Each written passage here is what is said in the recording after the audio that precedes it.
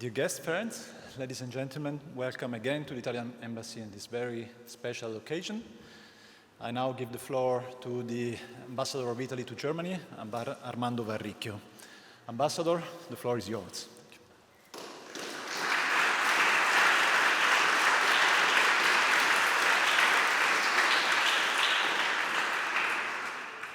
Grazie, buonasera, dear guests, dear friends, young colleagues. It's such a pleasure to welcome you all here to this embassy on a special day, the day when we celebrate the 20th year since the opening of the palace on the Tiergarten as the Italian diplomatic mission in Berlin.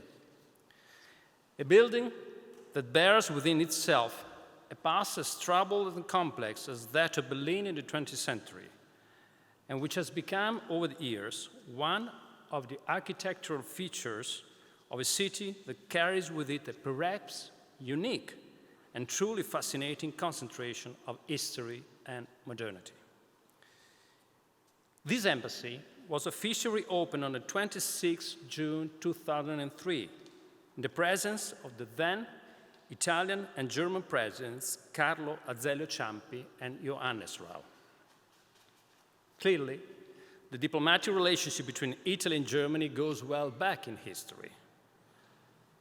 The return to a united Berlin of the Italian diplomatic mission in 2003, almost 60 years after the war and 14 years after the collapse of the Berlin Wall, had nonetheless a symbolic significance, marking a sort of a new beginning.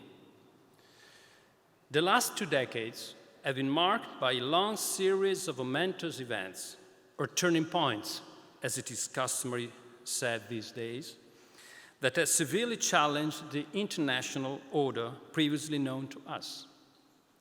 Such changes have called for new formulas for cooperation at a global level. The European project has been put under pressure, but has eventually been able to come up with new and courageous solutions.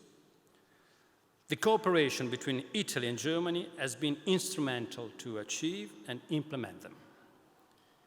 However, it would be limiting for us to only take stock of the time that has passed. We don't want to look at the rear mirror, we want to look ahead.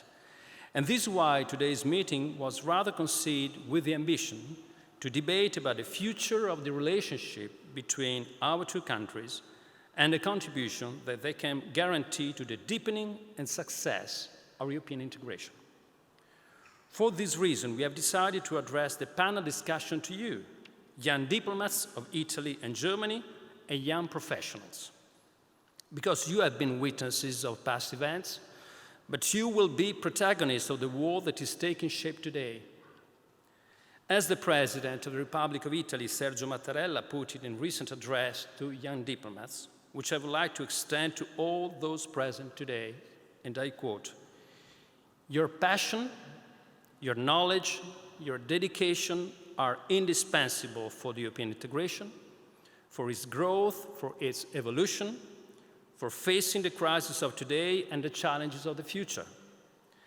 And looking beyond our continent as well, it will also be your task to constantly nurture dialogue and mutual understanding, to contribute to the peaceful developments of international relations, the resolution of conflicts, the promotion of human rights, the defense of the environment." End of quote.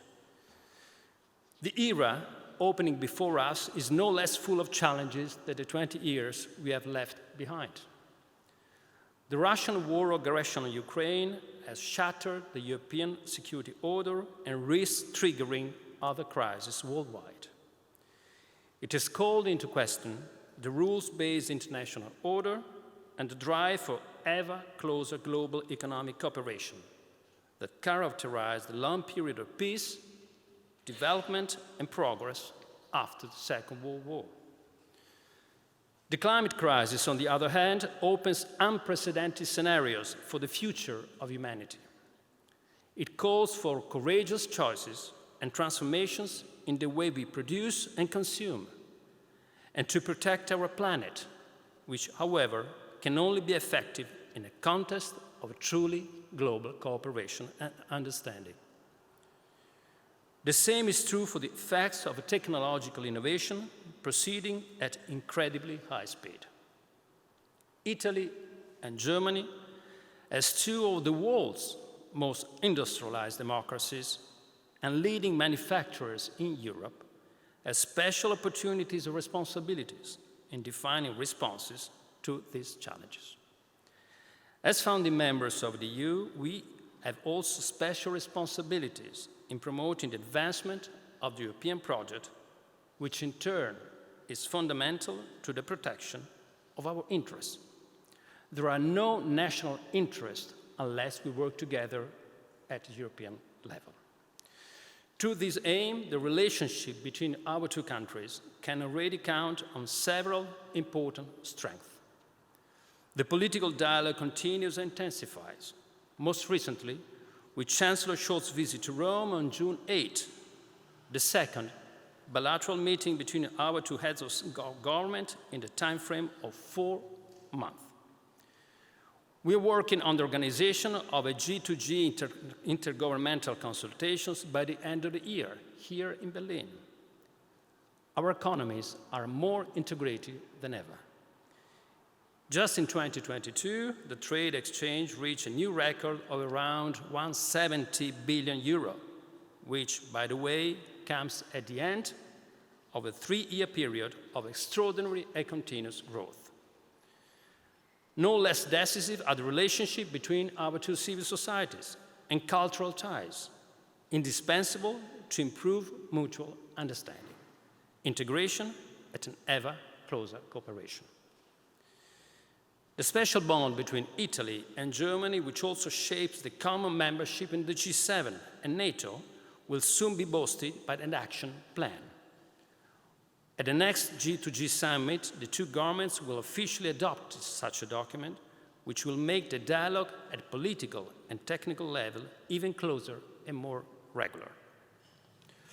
All these reasons make me look very much forward to the upcoming debate with an incredibly interesting panel of leaders in their respective fields of activity, who will help us to understand how such a special relationship may unfold into the future. Marta Dassù, former Italian Deputy Foreign Minister and Senior Director for Europe at the Aspen Institute. Dr. Jana Puglierin, Head of the European Council on Foreign Relations here in Berlin. Stefan Pan, Delegate for European Affairs for Confindustria's President, and my very good friend Lars-Hendrik Röller, Professor of Economics at ESMT Berlin and Chief Economic Advisor with former Chancellor Angela Merkel.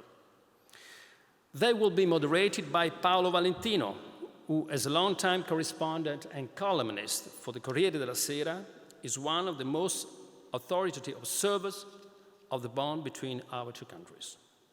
And I have to say that the German delegates attending the regular visit of Chancellor Scholz in Rome were all reading his interview to the Chancellor on the Corriere della Sera the very moment they showed up at Palazzo Chigi. They all had the Corriere della Sera, and I can tell you they were not reading the sports page. They were reading your interview to the Chancellor. That was really an incredible piece of news that day. But before then, I have the distinct honor and personal pleasure to give the floor to a very special friend, Juliane Seifert, Secretary of State at the Ministry of Interior and for the Community, whom I sincerely thank for her much appreciated participation and support. Thank you very much.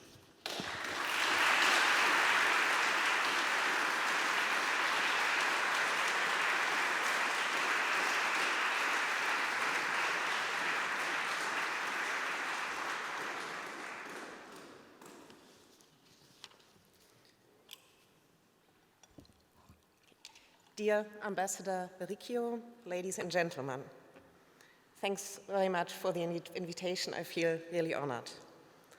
I would like to begin by telling you a story that shows why so many Germans, including me, love Italy so much.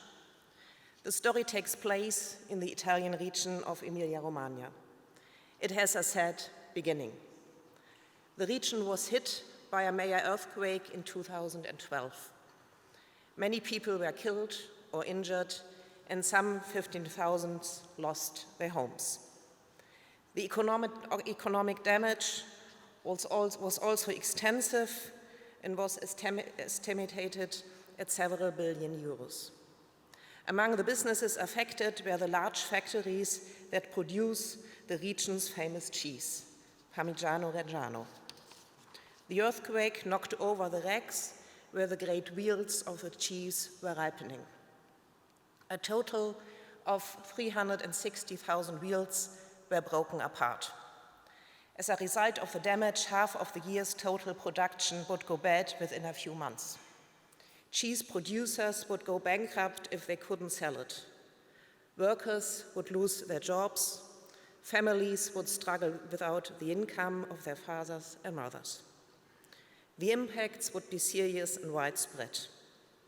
Desperate to find a solution, the people turned for help to the region's most famous chef, Massimo Bottura. I'm sure some of you have heard about him. With deep roots in the region, Massimo Bottura was known for his ideas and creativity. At first he said, "I'm only a chef.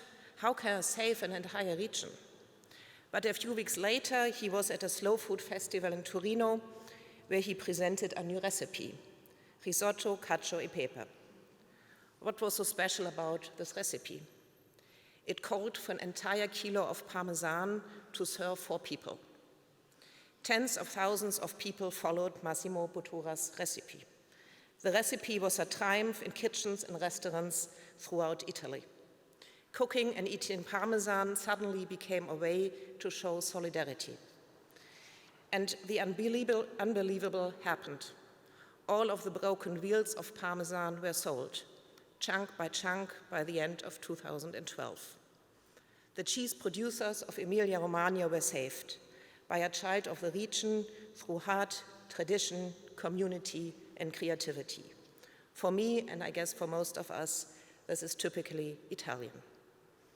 Italians combine age-old crafts with innovation. You solve problems with ingenuity and a sense of community. You made an art of improvisation and you have generosity and openness. Italy is a country beloved by Germans, except when it comes to football.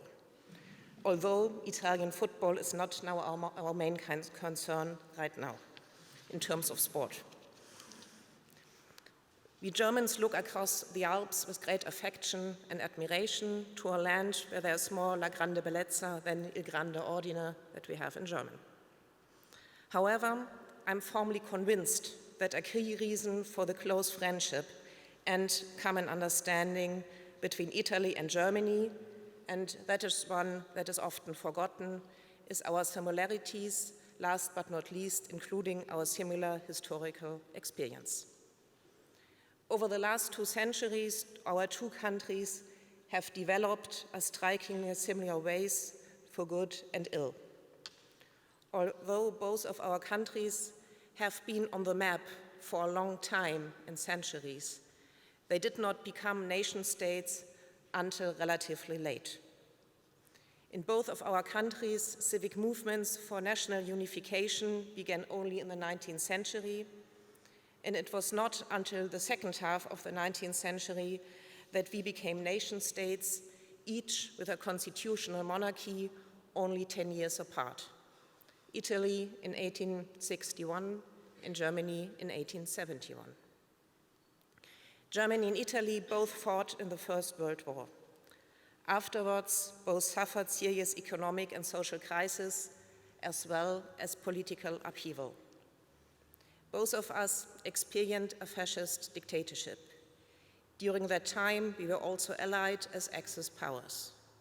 That was a time as well in which both countries committed many crimes against humanity, and Germany carried out the singular horror of the Shoah. This place where we are meeting today is also a particular reminder of that time.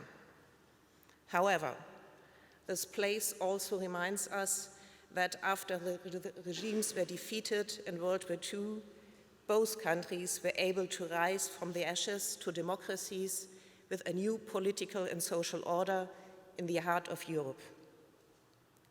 In the 1980s, the famous German philosopher Jürgen Habermas called the Federal Republic of Germany's unreserved acceptance of the political culture of the West our greatest intellectual achievement of the post-war era, and one of his generation could be proud of. In a way, the same is true of Italy after 1945. One difference of our countries is, of course, that Germany had to wait until 1990 to get unity in freedom. Germany and Italy, our two countries, can be proud that they are founding members of the European Union.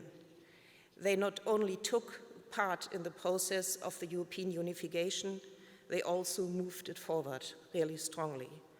With regard to Italy, I'm thinking of political figures such as Alcide de Gasperi and Altiero Spinelli. For both our countries, it was necessary to experience a catastrophe before we had the courage and clear-headedness to become Western democracies. We both understood that one crucial response to fascism is European unity and cooperation in Europe. Now, as post-classical democratic nation-states, Italy and Germany are firmly integrated in the European Union and the North Atlantic Alliance. And what is even more important, we have not only achieved in the past, but we are still achieving many things together. Just a few weeks ago, as you mentioned, we saw how important German and Italian cooperation is in the context of reforming the common European asylum system. Italy has been an important partner for Germany during the whole consultation process, and I think vice versa. In my ministry alone, the Ministry of Interior, there are many examples of active and, of course, not always easy Italian-German cooperation that is valid for the present, but even for the future. We are engaged in a dialogue on migration in which we discuss cooperation with countries of origin and transit, and we make arrangements in the framework of the voluntary solidarity mechanism. We are working on an Italian-German action plan you mentioned as well. With this plan, we will expand and intensify our cooperation in coordination on the issues that are most important to us. The action plan is to be adopted during the German-Italian government consultations in Germany this autumn. And this is not all. Our two countries work together every day in the field of law enforcement, for example, to fight organized crime. Among other things, we have seconded liaison officers from the Federal Police and the Federal Criminal Police Office to Rome for that purpose, that are working and building the bridge between our two governments. These are just some important, crucial, and vivid examples for our close cooperation on federal political level. Let me end with one final and private thought. There are, of course, differences between Italy and Germany, and especially between Italians and Germans in daily life. But these differences make friendship and our relation even more special and in a way amabile. Paolo Valentino, I've read, actually before I knew that you are moderating the panel, I've read some article from you, and you mentioned when you came to Germany as reporter for Corriere della Sera, you was jogging in the Grunewald, just arrived from Italy, and you came upon a German couple who immediately scolded you for running on the left side of the path. Because, of course, everybody in Germany knows that one must run on the right side of the path. So you were quoted saying, "That was the first lesson I learned in my new home. Italians don't respect the rules, even they are rules that don't exist." You probably think, and rightly so, that this insistence on rules is typically German. However, I would like to add my own experience from Italy. As a student, I had the great fortune of spending a year in Italy. And I can tell you about rules that Germans don't know or even don't understand at all, but that these rules are really important for Italians. Once, I remember when we Germans were cooking pasta with our Italian housemates, we started frying garlic and onions in a sauce for a sauce in a pan. And the Italians immediately cried out in horror, "Non si fa, garlic and onions together in one pan, how dare you?" Even worse was the time we put scrambled eggs on a piece of bread. That also met with a very loud "Non si fa." So my conclusion is in a way that we should probably avoid discussing pasta, Parmigiano, and food in general, and as Germans, just enjoy it. But most of all, we should be grateful for the close friendship between our two countries, between Italians and Germans, on so many levels in both great and small things. A friendship that has been expressed and practiced here in this building for 20 years now, here in the Italian embassy in the heart of Berlin, and even in the heart of Europe. Thank you very much.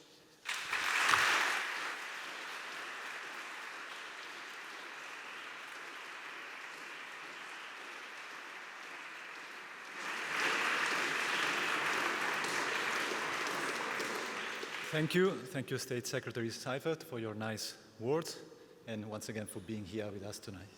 And now I give a call onto the stage our moderator, Paolo Valentino. Paolo, the stage is yours. Thank you. I don't need to be here. Okay. Thank you. Is it okay with my microphone? Thank you for the quote, actually. Welcome to this event.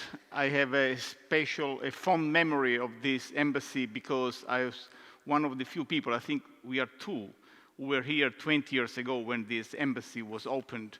So it's a personal pleasure to be here again. And in this time as a moderator for a panel of very distinguished panelists, whom I now invite to our stage. Let me start with a friend. She is the Senior Director for European Affairs at the Aspen Institute, Italy. She has been foreign policy advisor for two prime ministers in Italy, namely Massimo D'Alema and Giuliana Amato. She was State Secretary for Foreign Affairs and then Deputy Minister under the government of Mario Monti and Enrico Letta. Please welcome Marta Dassù.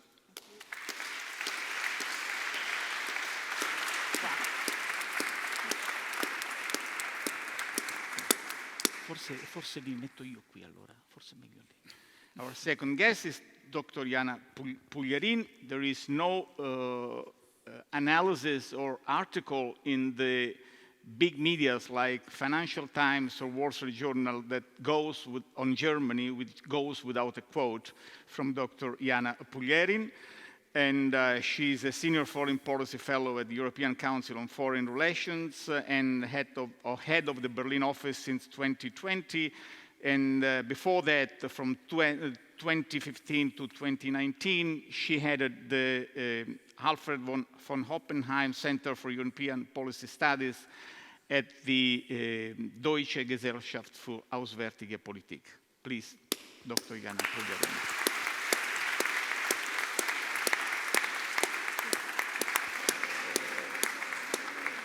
Dr. Stefan Pan is the European Delegate for Europe of the President of Confindustria. He has been member of the Scientific Committee of the University of Health Science in Austria, and he has been also from 2016 to 2020 Vice President of Confindustria. Dr. Stefan Pan.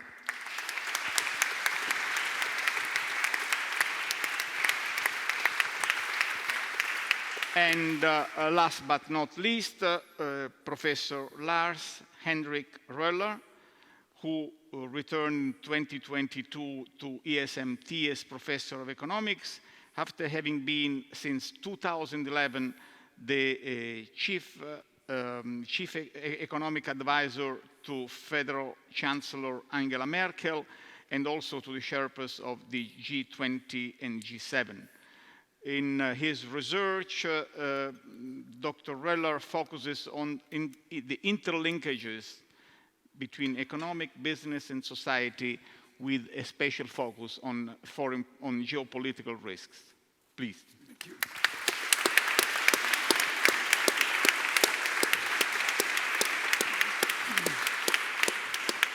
Now, the format I was ordered to follow, and I'll follow the rules despite being Italian, and is the following. We will have a first round of interventions from each of the panelists on subjects of their choices. And I would start with Dr. Puglierin, because she has something very interesting to share with us. And these are the results of a study which was done by the European Council on Foreign Relations. And basically, the questions we are asking her is, how do European citizens react to the war in Ukraine and its larger consequences on the global theater with regards to China, Russia, and the United States? Please, Dr. Puglierin. Thank you, Paolo. If I may, I'd like to stand because I brought a few slides which I want to show you. So if we can, yeah. So my think tank, the European Council on Foreign Relations, conducts regularly polls, huge polls all over Europe. This time we did it in 11 European countries. The idea was born basically after Trump got elected president of the United States and Brexit happened, because we in the foreign policy bubble realized that we were somewhat out of step with the broader public, that we missed certain developments because we were so surprised and we really, or many of us, didn't see it coming. So we asked citizens about their perceptions on things we are working on, and we took the opportunity this April to ask in 11 countries citizens about their view of basically the European Zeitenwende, as we say in Germany, the war against Ukraine, but also the role of China and the United States. And we do this in order to get a better understanding of where the public stands, what they think, not to lose touch, but also to help politicians to explain their messages better and to check whether, they got heard in the first place. So 11 countries, and we did it in Italy and Germany as well, and I'll focus on this. It's a representative sample when it comes to demographics and political preferences. Can we see the next slide, or can I do this? Yeah. So I start with China, and everything I say is actually also to lay the ground for Marta Dassú's presentation. One of the big findings of our poll all over Europe is that there has been no Zeitenwende on China. We did a similar poll with this exact question 2 years ago, and basically we wanted to find out this time, has the perception of China changed? After all the debates we had in our countries about 5G and the role of Huawei, after the growing risk of a military confrontation in the Indo-Pacific, the question of Taiwan. And what we actually realized is that for Europeans, nothing much had changed. The perception of China compared to 2 years ago is pretty much the same. And if you take the blue parts together, so we asked citizens, how do you perceive China as an ally, a necessary partner, a rival, or an adversary? If you take the blue parts on average together, 47% of the respondents have a positive view on China, considering it either as an ally or as a necessary partner. Interestingly, the responses from Italy and Germany are somewhat different. Germany belongs among the basically most hawkish nations in Europe. It is part of only four states of the 11 where we polled that basically see China more as a rival or as an adversary than as a partner. In Italy, it's the opposite. In Italy, if you take the blue parts together, 50% of respondents describe China as either a partner or an ally. So, next slide. Sorry. Okay. So, there is much talking about de-risking now in the European Union. Mrs. von der Leyen has given the big speech that our Chancellor Scholz talks about de-risking. But when you look at the population, you see that Europeans are rather reluctant to de-risk from China. And they definitely refuse to decouple. Europeans see, by and large, as many risks as benefits from their economic engagement with China. And I would say that the Germans are, as you can see, somewhat more open to acknowledge the risks, but overall, Europe is not really buying into that narrative that de-risking needs to happen. When it comes closer to home, the findings diverge significantly. So there are concerns about China's economic presence in Europe. And there is a lot of caution. You see, we asked several questions, whether European citizens are comfortable with Chinese companies building infrastructure in Europe, such as, for example, ports, very important to the city of Hamburg, or owning infrastructure, whether Europeans feel comfortable with citizens buying a football team in Europe, a tech company, or a newspaper. And these are the overall European results. Europeans are more concerned about Chinese economic presence in Europe. It has increased in recent years. We don't have the comparative data, but trust me, that is the case. And this is a trend overall that we see in Italy, in the Netherlands, in Poland, in Spain, Hungary, but also in Austria, Germany, and the Netherlands. Bulgaria and Spain are still most open to cooperation. Just a footnote, what I found interesting, there is a notable difference between German and Italian perceptions of owning a football camp, a football team. 52% of Italians find it acceptable, only 20% of the Germans. And I was curious why that is, and later only I found out that a Chinese company named Suning Holdings Group is actually owning Inter Milan. So that's maybe why. Here you see one of the, I think, next big open debates we are going to have in Europe if China were to deliver ammunition to Russia. So we asked Europeans if China were to deliver ammunition and weapons to Russia, what would you like your country to do, or the European Union? Impose sanctions on China, even if it seriously harms Western economies, who do not impose economic sanctions on China because it would harm our economies too much. And you see that the Germans are pretty much split 50-50, whereas the Italians are even more against imposing sanctions in that case. So there is definitely a preference for doing business with China and not letting politics get in the way too much. What we see is now the difference when it comes to Russia. You actually see all over Europe that a real, as the Chancellor would say, Zeitenwende has happened. On average, the numbers have really changed dramatically compared to 2 years ago. And they have actually changed quite a bit also in Italy, although the view of Russia in Italy is still more positive than in Germany. So only 1/4 of respondents consider Russia as Europe's ally or Italy's ally or partner, while about 1/3 sees it as an adversary. And only in Bulgaria do people have an even more less negative attitude. So most other Europeans are more critical of Russia than the Italians. So next slide.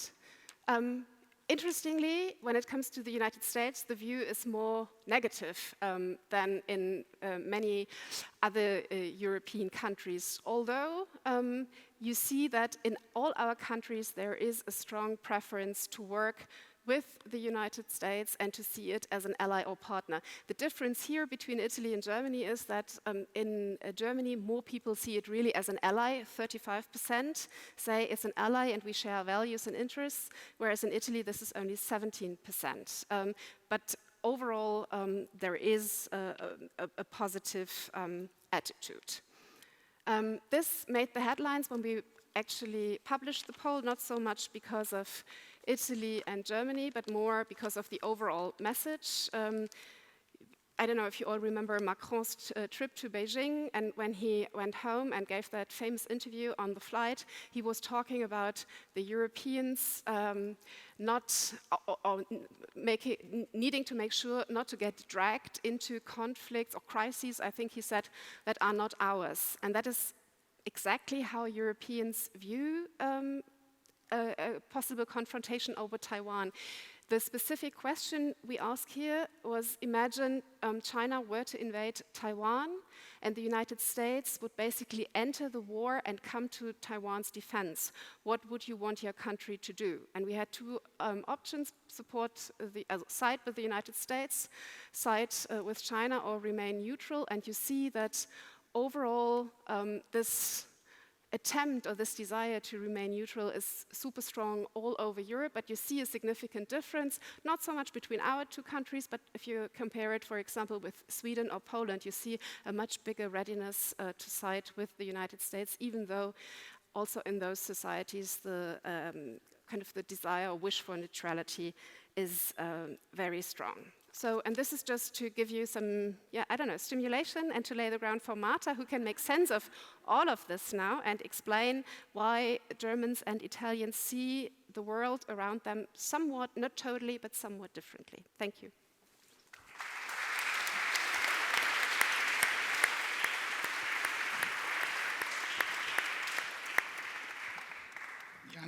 Jana Puglierin gave us a lot of stuff to think about. I would like now to focus on China, and we are at the end of a very crucial week. Two topical events have happened in the past 7 days. First was the visit of US Secretary of State Tony Blinken in China and Beijing, the first in 5 years. Then there were the intergovernmental consultations between China and Germany, the first in 3 years here in Berlin. The question is what will be the role of Europe in what looks like to be the dominant challenge, the dominant rivalry of this century, that between China and the US.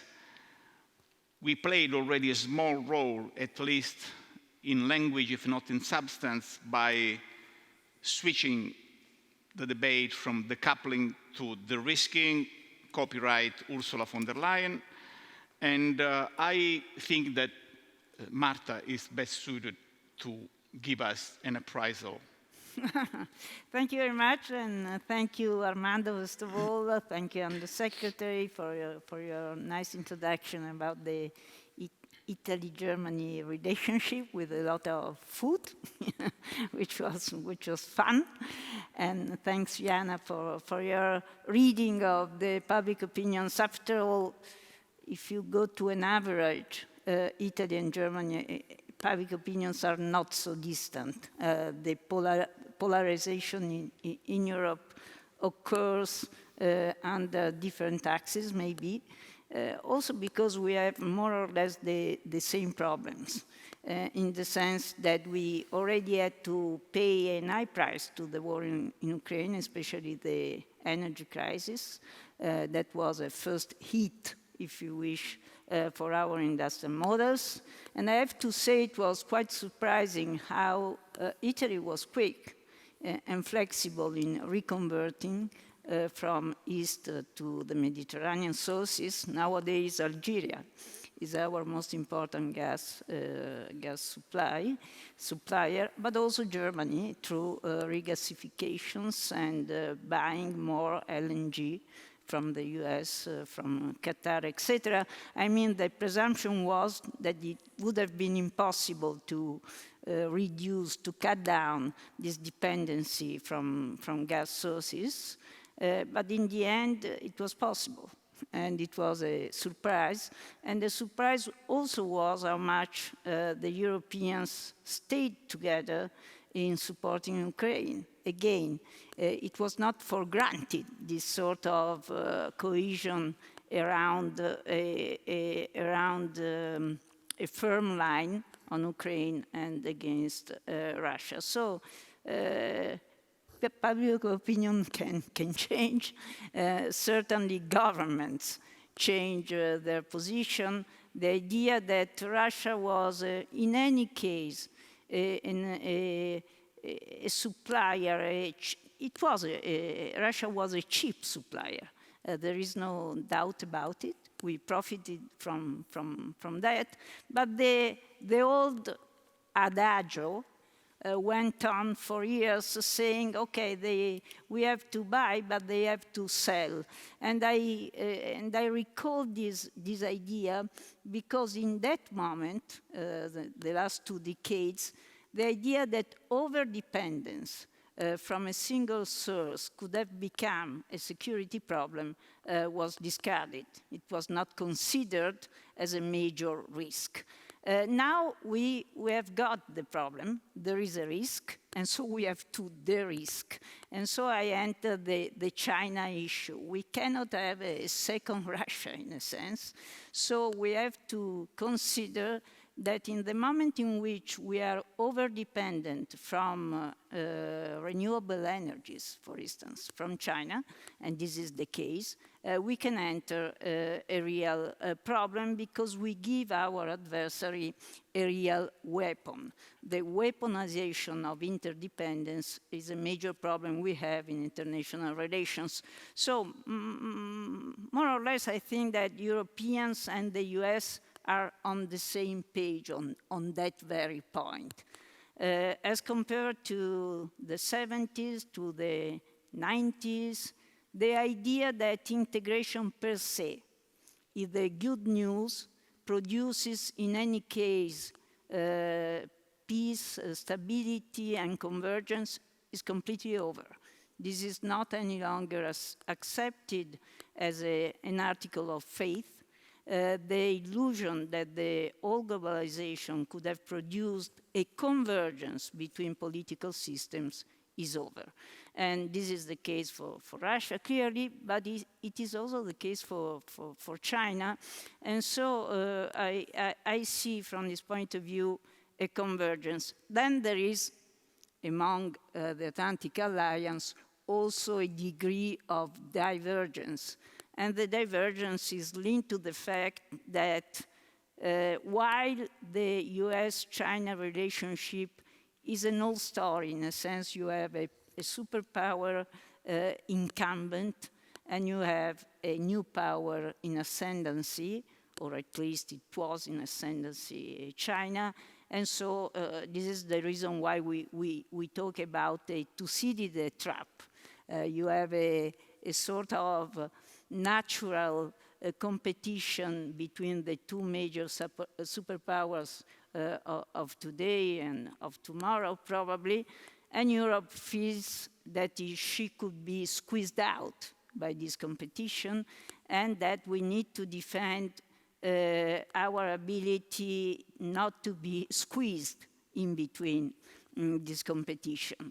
I make an example. The IRA, the Inflation Reduction Act, decided by the Biden administration, having China in mind, after all. This kind of decision by the US to subsidize through fiscal credits the energy renewables in the US is producing implications for European business. part of our business simply decides to go and produce in the US. And this is also the case of the Italian business with Enel opening up a big firm in Oklahoma. Still, Europe cannot be satisfied by ex-post coordination, as the European Council for Foreign Relations has put it, ex-post coordination with the US. We decide the IRA, and that without consultation with Europe, and then we consult Europe over the consequences. And so from this point of view, my view is that we will need to have a much more stronger economic dialogue between Europe and the US. I think that Germany and Italy are perfectly aligned on this point. Clearly, we come from a difficult story. We all recall how the TTIP was never able to take place. But in any case, a strong economic link is needed, in my view, in the moment which the US are asking for a much more serious de-risking vis-à-vis China, and not only a complete decoupling from Russia due to the Russian blatant aggression of Ukraine. The origins of the two problems are completely different, and still the result is that we enter a phase of confrontation much more with Russia, clearly, but also partially with China. As for the Italian position, we paradoxically have a lesser exposition than Germany has to the Chinese market. Your interests are more important, your trade relationship is more important. We made the mistake, and I can defend my opinion on that.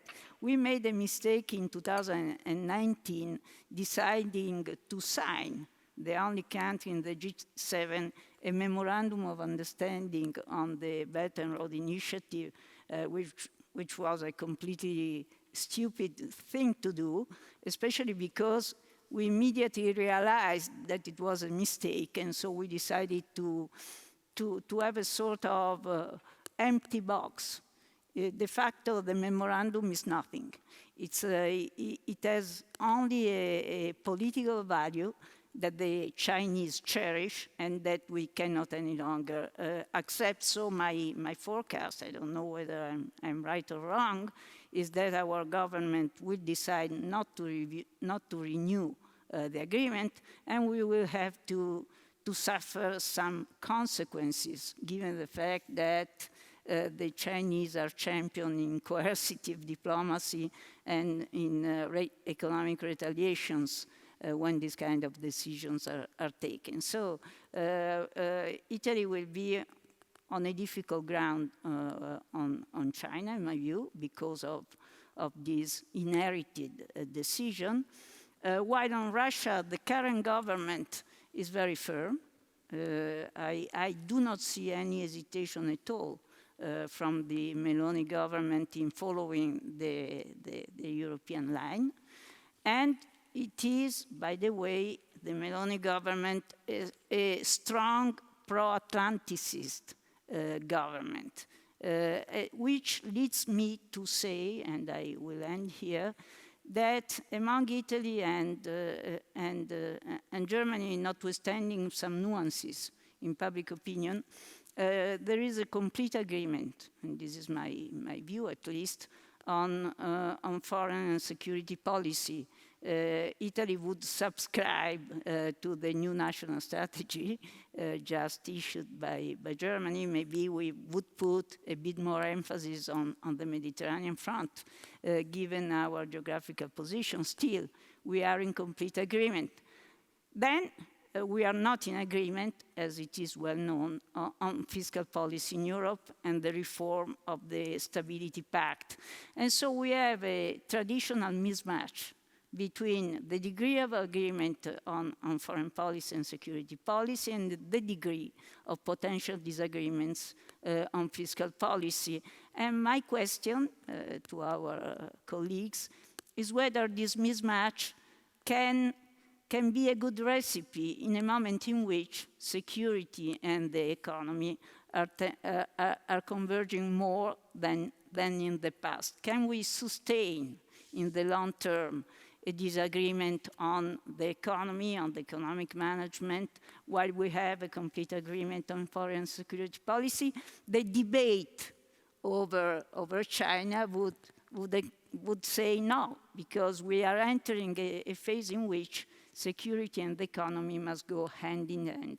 And so we have to see whether we can find a convergence. I end up here, clearly Italy has to ratify the European Stability Mechanism and has to spend well the PN, the Next Generation EU Recovery Funds, so as to be credible. But then, having said so, I also think that Europe needs much more common investments in crucial fields. So probably we have to find a new convergence, because the old rules, fiscal stringency, are not any longer credible, in my view, for a Europe able to confront times of war and not times of peace. Thank you. Thank you. Thank you, Marta. I would invite Dr. Stefan Pan to focus more, to make a closer zoom on the industrial cooperation between Italy and Germany. We have had, during the recent visit of Chancellor Scholz in Rome, the announcement that the plan of action between Rome and Berlin is ready, actually. And Ambassador Varricchio gave a strong contribution to it. And it will be signed in September. So one of the questions is whether or not this is the right vehicle on which to perform and to launch a more ambitious industrial cooperation between Italy and Germany, because on the other side, we are not necessarily on the same script as far as, for instance, the European industrial policy, because until now, you noted it in a recent interview for Sole 24 Ore, that the debate has been, the Commission had proposed a common fund, but the road chosen is to let state aid to make the magic. So I give you the floor. Thank you for the floor. Thank you for the invitation, dear Secretary of State, dear Ambassador. I'm really deeply honored to be here and to speak to you, and the idea of having chosen as audience young professionals and young diplomats is the right sign for the Europe we have to build together. There's the need of cohesion, and there's the need of more cooperation in a dramatic way, which we never had before. I would like to give you in this 6-7 minutes, I will talk to you a few of the ingredients, like the one of Butura, for cooking the European story in a different way, and we can do it because we have very special ingredients. Sometimes we don't know that we have them, but we have treasures in front of us, and it's important to unveil them and to make us conscious what treasures we have in front of us. Italy and Germany, Ambassador Varricchio has said it before, are the first two most industrialized nations in Europe. We are founding nations of the European community. And if you look at what these two countries are able to perform, it's outstanding. It's still outstanding, and that's what we have to preserve. If you put together the exports of Germany with the exports of Italy, we do export more than the United States. Not everybody is aware of it, but we are world champions in exporting. Industry is one of those famous ingredients for making Europe more resilient and prepared for the challenges we have in front of us. Industry is the backbone of our society. On the global perspective, Europe has only 7% of the global population. We produce roughly 15% of the global GDP, but we produce with our system 40% of the global social benefits. This is extraordinary, and for keeping this cohesion, we have to focus again on the cooperation between our industries. The time for nations to look at the future alone is over. The new challenge is a team play, and the winning team, the open team is Europe. It's really the European level. That industry is the key ingredient comes out of a very interesting measure done by the measurement of the regional competitiveness in Europe. Europe is divided in 263 regions, and this competitivity index shows who are the regions that are performing in a special way. The best 20 regions have one thing in common. They have a very high contribution of industry to their regional GDP. And the ingredients behind our industry is very strong in the connection with universities, with research centers, with intelligence. That's what we're exporting is not cheap goods. It's goods, it's recipes with a lot of intelligence in it. And this is the key. And this is what you have in front of you, and you have to concentrate on. So the most important ingredient is really the awareness, the consciousness that we can put this together. There's no better place to take down the walls than Berlin. And let's take down the walls. Siegfried Rosenbaum said it in the Industry Day 2 days ago. Let's take down the walls to look at what is behind the walls, what is behind the scenes. And if you look at the enterprises, you found that it's people working together with a lot of creativity, looking around in a global awareness that wasn't here before. Young generation is much more European, feels much more the European identity, much more than in different ages.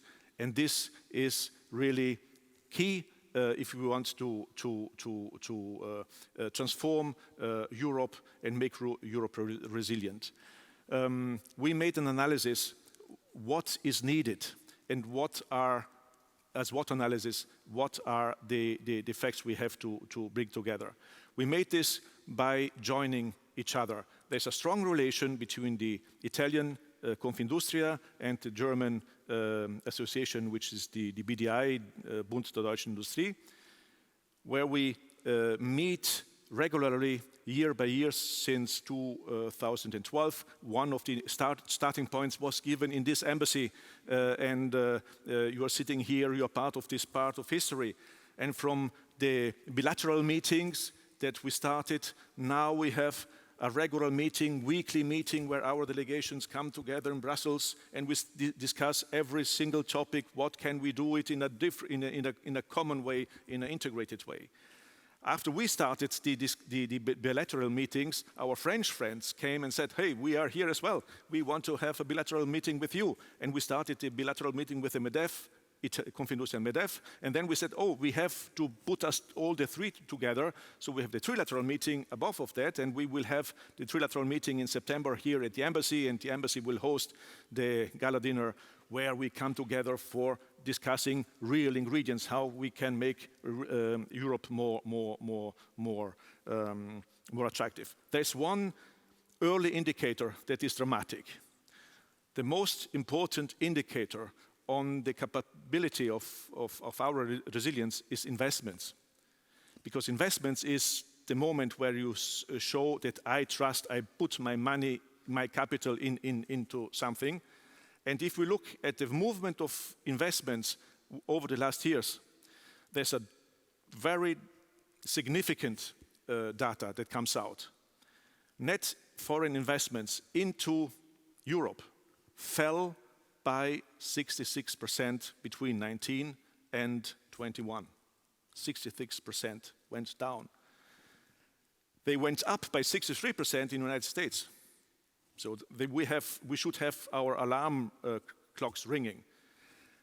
Greenfield investments, that's where you put a plant start from scratch, went down in the same, between 21 and 22, went down by 15% in Europe and went up by 16, 17% in the US.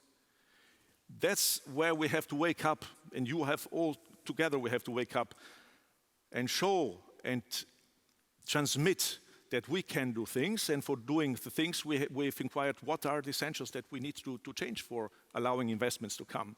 First, and we discussed this, or the three of us, the Germans, Italians, and French, within Business Europe. Business Europe is the business associations of the national associations in Europe. I happen to be a vice president of Business Europe as well. There came out the first reason why we're not investing so much in Europe is energy. So the energy transition is important, is key. The second is the overregulation. We should spend more time in time to market and not in time to regulate. The third thing is skills. That's demography. That's knowing that we have our intelligence reservoir in front of us, but we have to give a vision. And single market. The single market is where we get air and breath.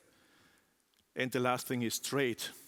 We have spoken about decoupling. We don't want to decouple, but we want to open to new markets for being more resilient. The more columns we can put our exports on, the more resilient we are. Therefore, there's a lot of opportunities. The cooperation between industries is very strong. When we met at Business Europe in Stockholm, we had 40 presidents of national nations coming together. We never had such a feeling of things have to change now. The IRA, the China prospects for 2035, world is changing, and we are not on a side role. We are a central part of it. We can do things, we can make them happen, we will make them happen, and industry is a social actor which is part of the game, is part of the solution. So my message to you, we have very good ingredients for the cacio e pepe for the European industry. We can use them all together, and the outcome will be fantastic. We need for that, you quoted Mattarella, passion, knowledge, and dedication, and I'm sure that you have it. Thank you very much.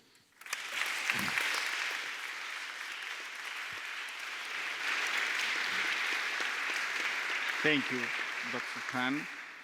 Professor Röller, last but not least, the question I was going to ask you, I'm going to ask you is, since we have war, energy crisis, energy transition, problems in the global governance, what is at stake for the economy and the European societies from a geopolitical point of view?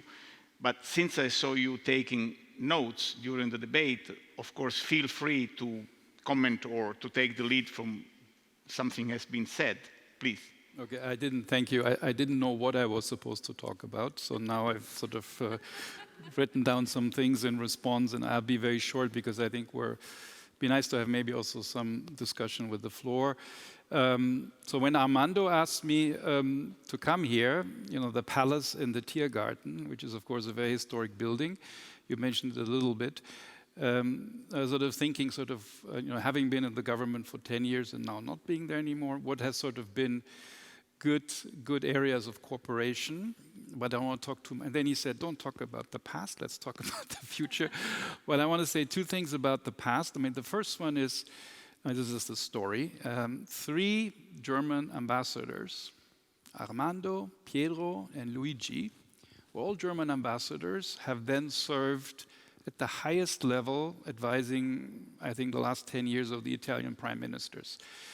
And the Italian system was always very differently set up than the chancellery because you had one advisor, we were talking about that a little bit, one advisor doing the job Since Italians are more productive, doing the job of what in Germany you had 3 advisors to the Chancellor. You had the European advisor, economic advisor, and it's still like that, and you have the foreign policy advisor. And that was just one person, Armando, one person, Pietro, and one person, Luigi, including the G7 and the G20. And I know that we had some great moments over the years. The Italians had the presidency, we had the presidency. You had the first G7 under Donald Trump. You had the G20 in 21 with Mario Draghi, which I think you prepared initially, Pietro. So I think that, that there's this, even on a diplomatic level, I think a very strong relationship, which for me was sort of the first thought which came to mind. The second story I want to tell is sort of a bit, secretive, and Armando was there, so stop me if this is not. We had a dinner in the August 21 in the Chancellery. I think Luigi was also there. He was the diplomatic advisor at the time, and you were just ambassador in Germany. With Draghi and the Chancellor, it was like an important one in August of 21. So the Putin story was really heating up, and it was a very difficult time. Of course, not to be compared with what is happening now. It's much worse now. And then they sit down for 2 or 3 hours at the terrace, with just a couple of people around it. And I don't know what your takeaway from that one was, and these are actually confidential, but I think it's not such a big deal. We were sort of wondering, we prepared the Chancellor for all kinds of issues, European issues, global issues. And then I think Draghi sat down, and I don't know how you prepared the Prime Minister for that meeting. And he started talking about defense. European, I don't know if you remember that, I was very, very surprised. And I think the Chancellor as well, by the way. And she was really out anyways. I mean, she had resigned and she was leaving, and so she didn't have much of a future in that office.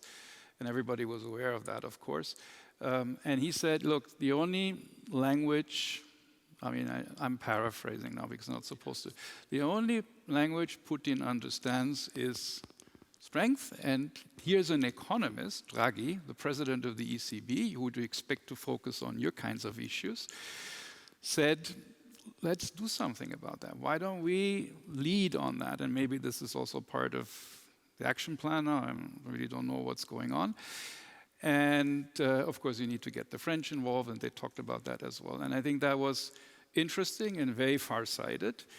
And of course, both of the leaders are now gone, so they've got nothing to do with it anymore. But that was something which I was very surprised at the time, and I think very far-sighted. And it's actually very relevant for today. So those are sort of 2 stories I was thinking about. Now, in terms of my other part, looking forward, I don't know too much.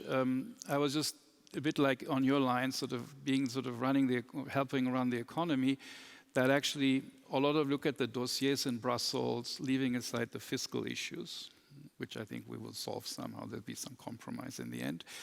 But in terms of the fundamentals, I think in terms of the economy and the strengths of the economy, there's a lot of similarity between the Italian one and the German one, which is actually the industry.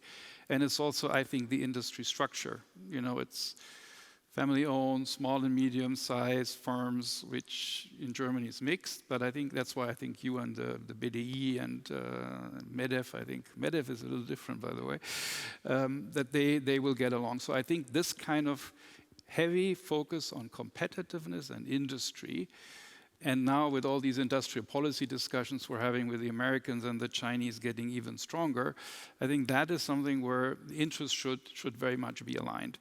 And we discussed it many times, actually, Armando and Pietro, that how we can increase the cooperation in space, in air, and in many different areas where the very, very, you're probably in the middle of that between Germany and Italian companies. I think that is very important. And that is, I think, under threat, if you ask me. And this is now related, of course, to what's going on right now. If you think about, what geopolitically what is changing, you think about the labor markets also, you think about the competitiveness, you think about the high energy costs, you think about the American protectionist measure of the IRA, which is a good measure, I think, for the climate, but it actually is rather protectionist and very successful because it's not capped. It can go really big. Look at the European response to that. Again, I'm not in the details, but you wonder, I think strengthening the European competitiveness, which is of course, was always my job, so I'm obviously focusing on that, is also geopolitically, that's my point, more important. So having a position of strength in Europe, and you can go all the regulatory issues, the latest thing which von der Leyen announced yesterday is the economic security issue. We have the coercion law, we have the anti-subsidy law, we have a lot of protectionist measures, let's say, or things which try to make it difficult to enter into the European markets. I think we should be more aggressive and more open and more pro-competitive, such as areas as trade. I think that is going to be important, and I think there, I think on trade, our positions were usually very much aligned, actually, at least when I was in the Chancellery, that this common DNA of the industry and the manufacturing base, which we still have in Europe, I think propagates into some of these issues. There we have to be, I think, a little bit careful. My last point is that all that issue, national security being, that's the new world order, correctly, I say this as an economist, being priced into the economic markets, this or de-risking or fragmentation. I think that's good. I think we were perhaps be a bit naive about that in the past, even though it's always easy to know things better in the past, let me say, but you have to admit that this was, that we need to be more careful about that. So I'm all for doing these kinds of things. My worry is only that very often politicians overdo it. So I think we should be very mindful, because the more we price national security into the efficiencies of the markets, let's say it very bluntly, the more it's going to hurt the efficiency of the markets. So, getting other sources away from China, I talked to Qatar twice myself, by the way, trying to get a long-term contract and building LNG terminals in Germany, which wasn't possible before the war because nobody really wanted to pay for it. Now people are, there's a Zeitenwende and there's a political will to do something, which is all great.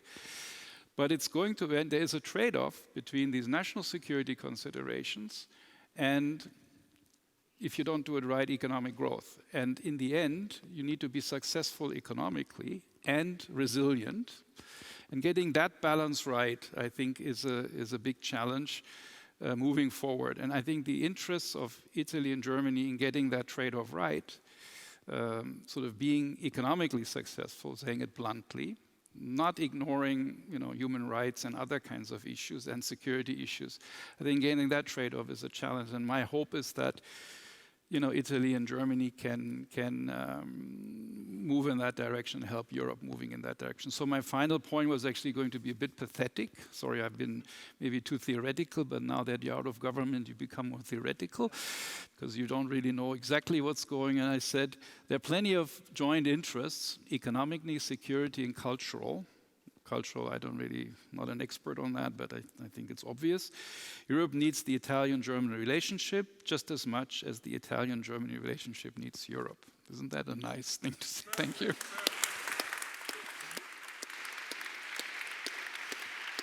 Thank you. Thank you, Professor Röller.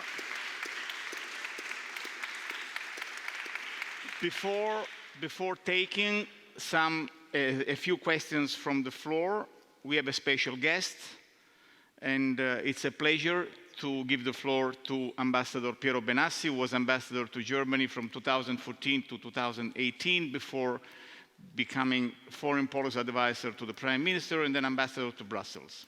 Piero.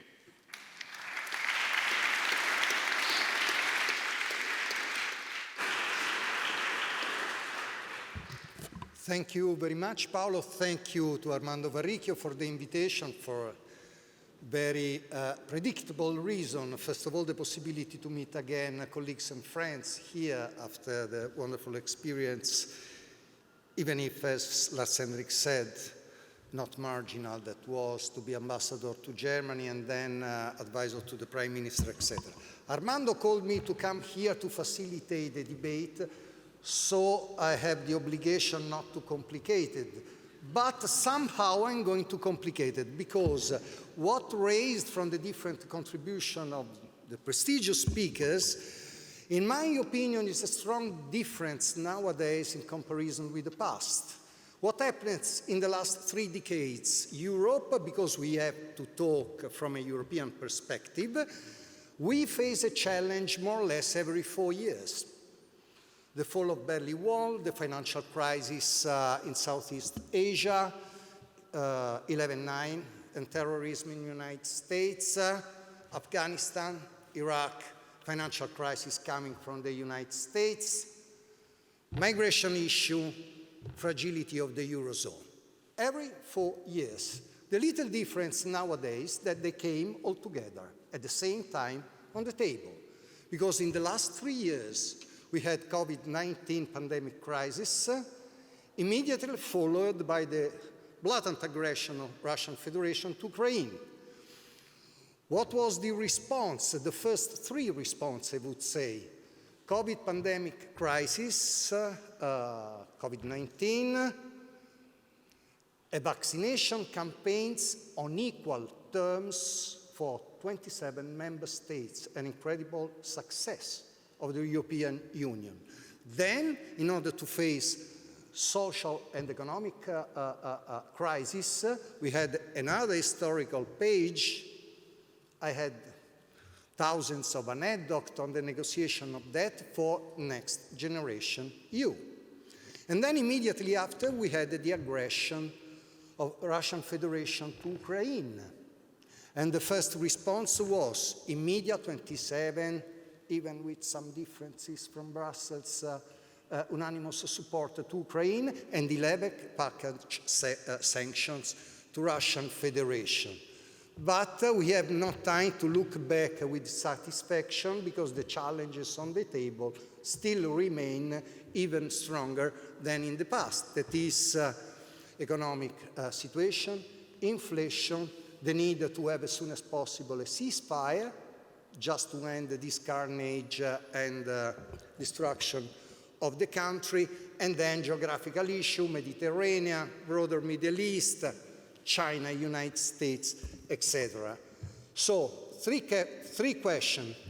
European Union has an agenda, and within European Union, Italy and Germany, do they have an agenda, or they are simply following a calendar? Or, even worse, are they mixing up the calendar with the agenda? That is, we don't have to follow a calendar without an agenda, if I can play with the words.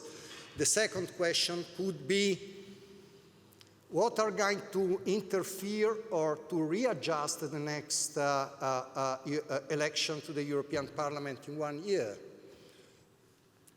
We can predict with many difficulties. We are going to have a different situation, better or worse. This is a political issue. I'm working still for 6 days, 10 days in the Ministry of Foreign Affairs, though I'm not going to reply on that. Italy and Germany, a couple of elements of every interesting intervention I heard. The first is, let's remain, I talked to Lars-Hendrik especially for the infinitive discussion we had in the past, let's remain in this new approach approved by the Commission. It's growth that favors the stability and not the other way around, because we paid a high price for the other philosophy. The second element is on industry. I do completely agree on the fact that Italy and Germany, which has already a fantastic and integrated cooperation, should have a quantitative leap in the industry of defense. There is a great margin of maneuver on that. But I should facilitate the debate, so I will stop the words to young colleagues and not to senior diplomats. Thank you very much.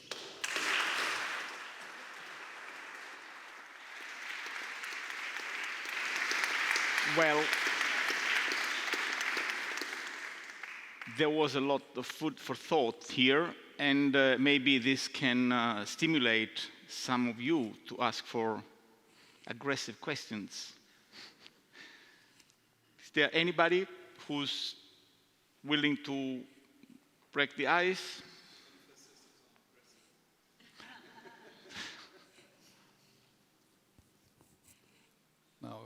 nobody. So young diplomats are still. Here in front. Please. Microphone.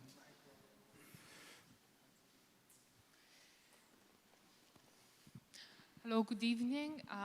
I'm Felicia Lomurno, and I'm from the group of young diplomats visiting from Italy.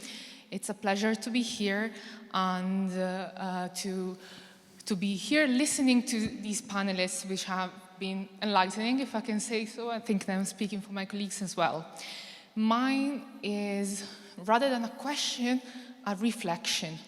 We were talking about decoupling, de-risking from China. The current strategy seems to be towards de-risking because we have learned the lessons of the past, that we cannot be dependent.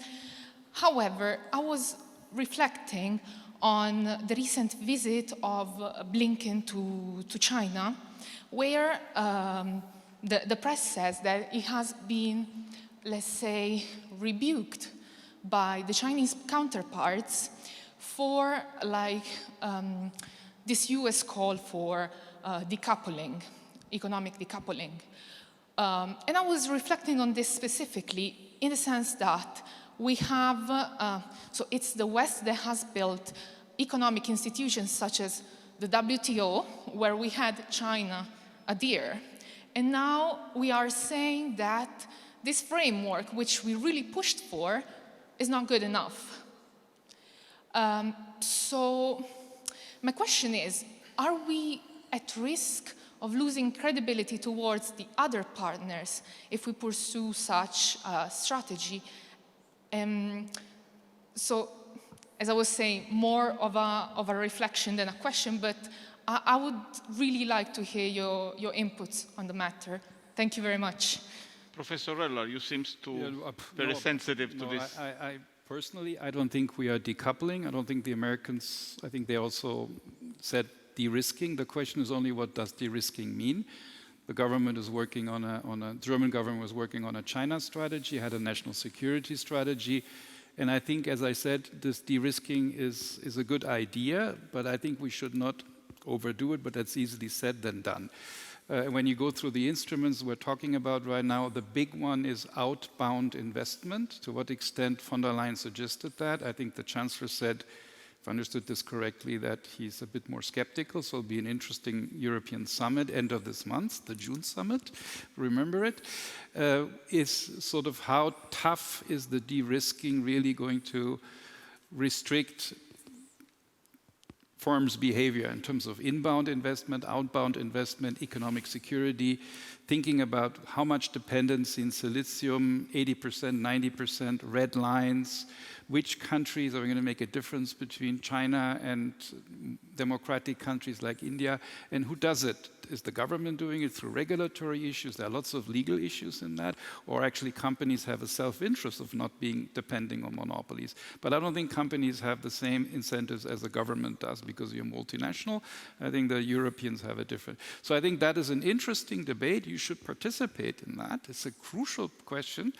And I think that's very important. The second point, but I have no answers to that, is also ultimately a political decision. But you need to get the people on your side. It was very interesting to see your numbers. In the end, that's going to be, they change, of course, you're right, but they're still very important in democracies. And your second point is a very, very pertinent one, which are the international institutions which we have created. The WTO, the World Bank just has a new president who is sort of Indian origin, Banga, and his job is actually to use private investment, your point, very important one, to solve the climate issue, the development issue, the poor countries issues, the poverty issues, the so-called SDGs goals, the Sustainable Development Goals. Very important, we're not there. And therefore you need the global institutions. The WTO is essentially already killed by Trump to some extent, let's say. Because he didn't fill the appellate court. We discussed it many times in the G20. Europeans always wanted the WTO. But now the Americans actually, last point, they created all these multilateral institutions. And if they don't work in their favor, like Trump, he actually tries to destroy them, which I think is a bad thing. I think we should reform them, and we need to think about how we can participate, China and other countries, into our multilateral system, because otherwise they will create their own. Think about the BRICS, they have their own bank, the AIIB discussion, we had a big fight over that in the government.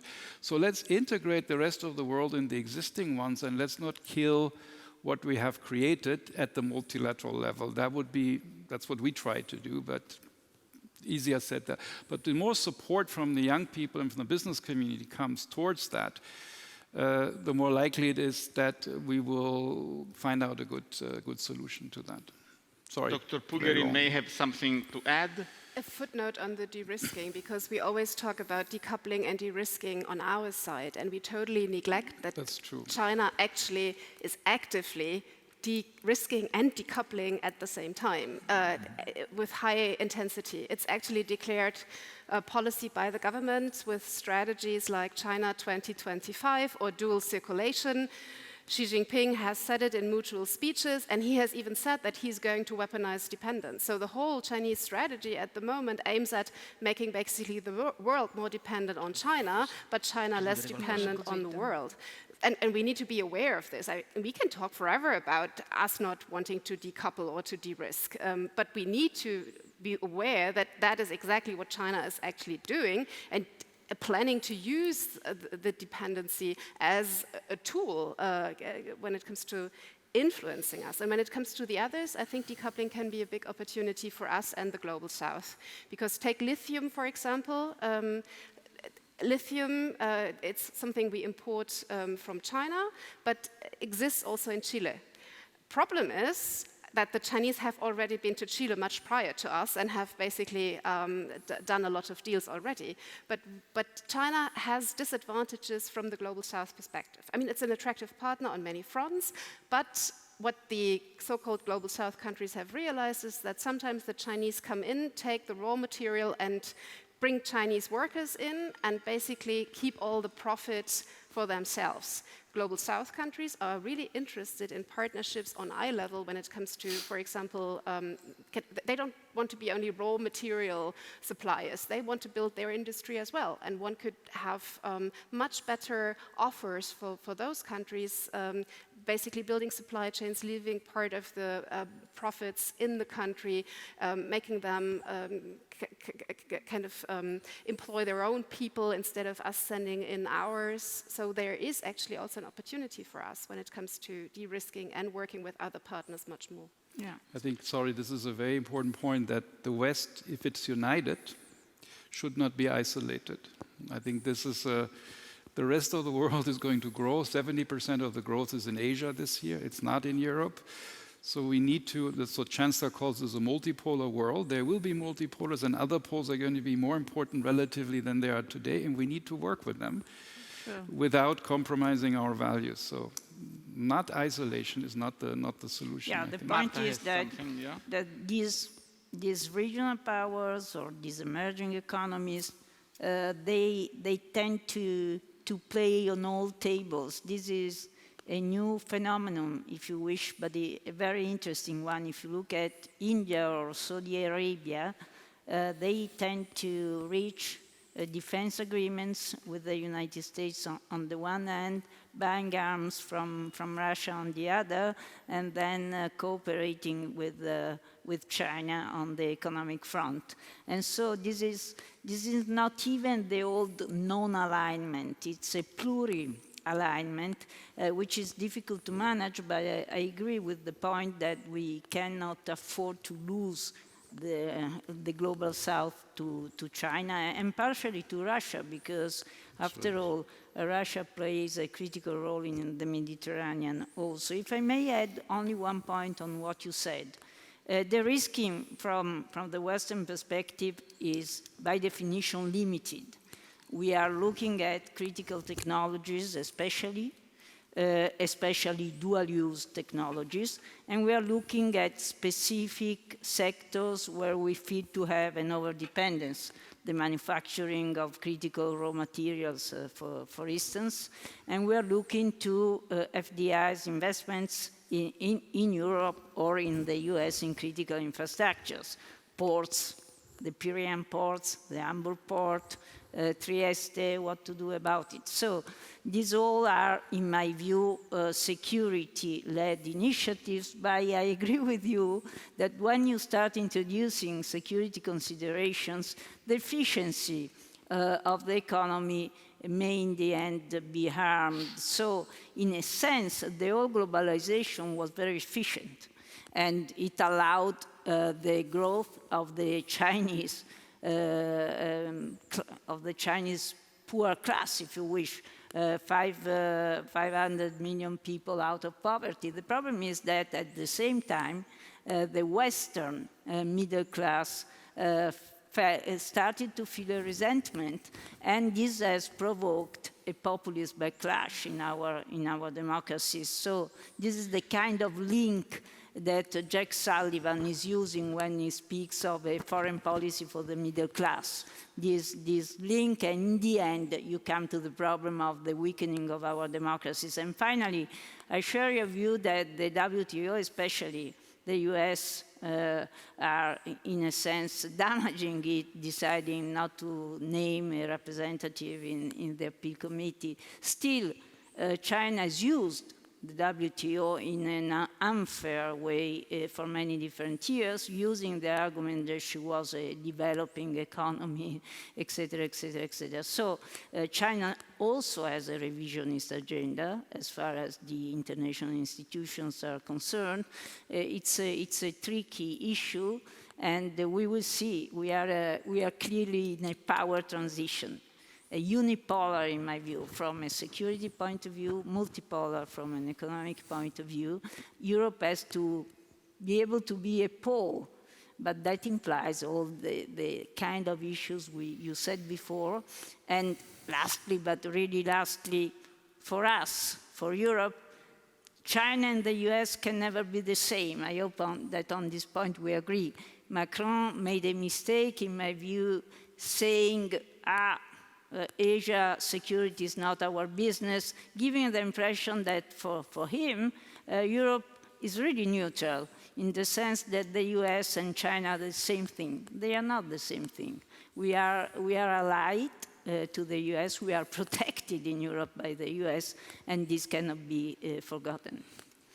Dr. Pan, we have time left for a soundbite from you, please. Only one word. I agree with these aspects, and we have a very important wording, which is open strategic autonomy. Yeah, it's open. In our DNA is open. We are open, and this openness has to be conquested by competitiveness. So this is where we have to focus on. I agree with what Ambassador Benassi said before. Let's look at the growth as opportunity for generating the wealth and the opportunities in an open mind and open approach to the world. It's not colonialism, it's a partnership with a new concept where Europe can prove again that when there's a crisis, Europe growth strong again. At the end of the story is that at the beginning of the story, it's always people that come together and have visions, and Europeans have a lot of visions. Io ringrazio i nostri... I thank you, our panelists. I thank you, the public and the audience. We close this fantastic and very interesting session, and I give the floor to Ambassador Varricchio for his final remark. Well, thank you very much, Paolo. Thank you all to our tremendous panel. I think that we came out with a lot of thoughts. Since there was a lot of talking about China, there is a very famous Chinese saying, let's hope to live interesting times. Definitely the last 20 years have been interesting, but from what we heard, the next 20 years will be even more so. Because as my good friend and colleague Piero Benassi was reminding us, the pace of change is tremendous, and it forces us to completely change our mindset. There are no fait accompli. There are no certainties. We have to be able to be agile. We have to make sure that we have the resources to deal with the new goals. But a point that my good friend Hendrik Röller reminds us is particularly important to me, and I think particularly to you, the future leaders. It is important to have our people on board. Times when decisions could be taken, in closed rooms by diplomats, by experts, even by politicians among themselves are over. You want to have our people with you, because this is what is defining us, because we are true democracies. We want to make sure that this way of engaging people in our political discourse, in our policy making, is absolutely crucial. So now we have time to think about it, because we will have now a break where discussions can continue, and then afterwards we'll open up the second part of the evening, where we'll have the opportunity to listen to great music, and then there will be a party. As always, invitations to the Italian embassy are open-ended. So we'll see what the evening will bring. So thank you very much. And as a diplomat, a career officer, I cannot confirm what you said, but have not denied.